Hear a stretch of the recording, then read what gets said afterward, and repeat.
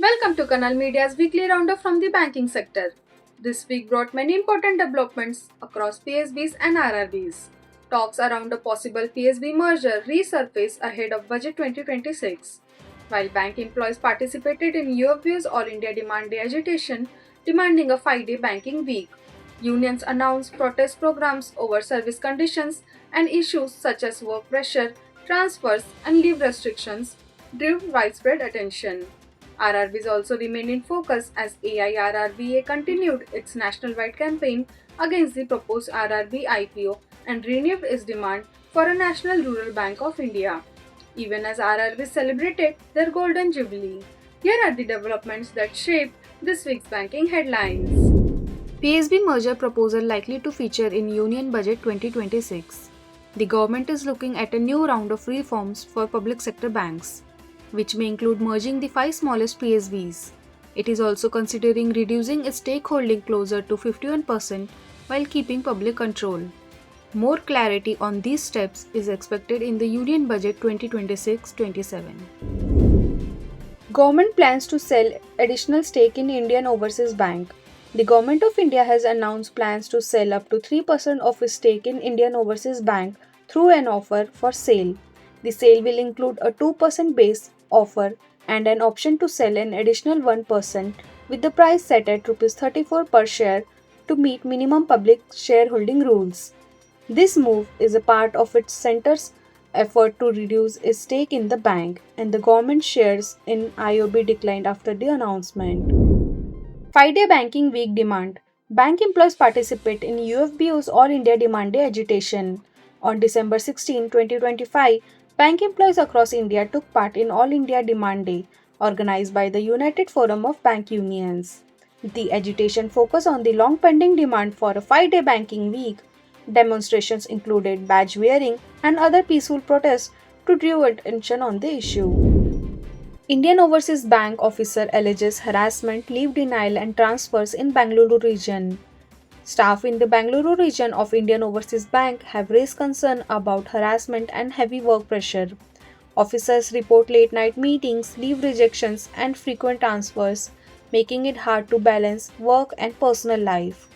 The officer described the situation saying, "All IOB regional managers become inhuman and they are in rat race with our blood and sacrifice of personal life." AIFU-CBO announces agitation program from 15 December 2025 to 12 January 2026. The All India Federation of UCO Bank officers has shared a list of important demands that need urgent attention. They have also announced a month-long agitation program from 15 December to 12 January 2026, after earlier assurance for resolving these issues were not acted upon. AIBOBU raises concerns over mid-academic transfers in Mumbai zone.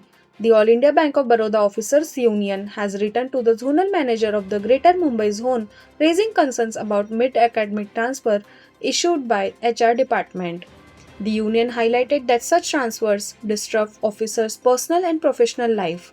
In their letter, AIBOBU cited relevant guidelines, circulars, and policy provisions. Bank of Maharashtra directs no leave on December 26 amid quarter-end pressure draws public attention.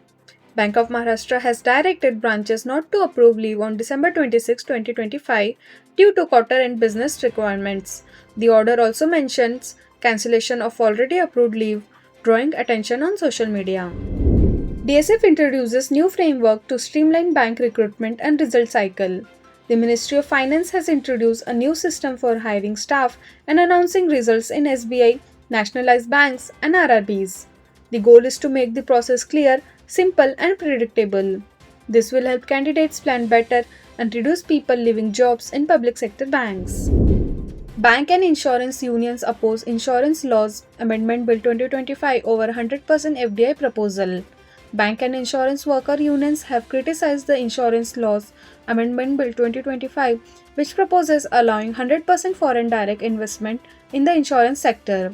Unions argue that full FDI could threaten job security and reduce Indian control over the sector. They have announced protests against the bill. AIRRBEA continues national-wide campaign against RRB IPO, builds political support while RRB celebrate Golden Jubilee.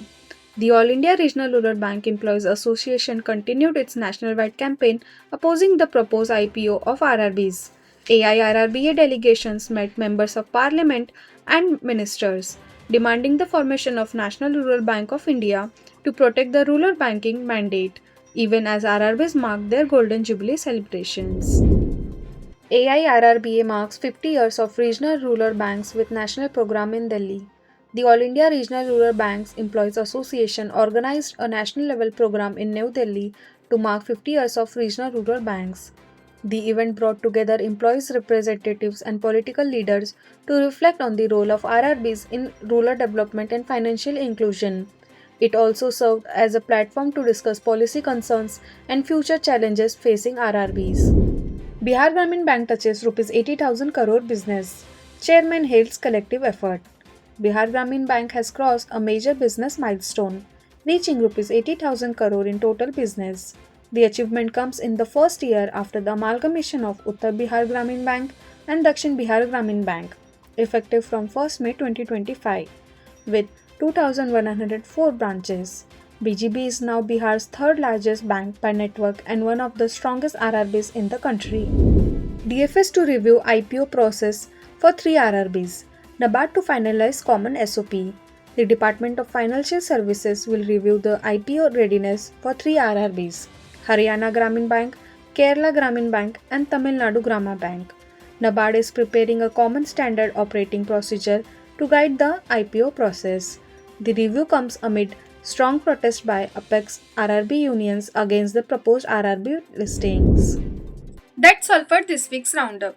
Stay tuned with Kannal Media for more updates and developments that matter to bankers.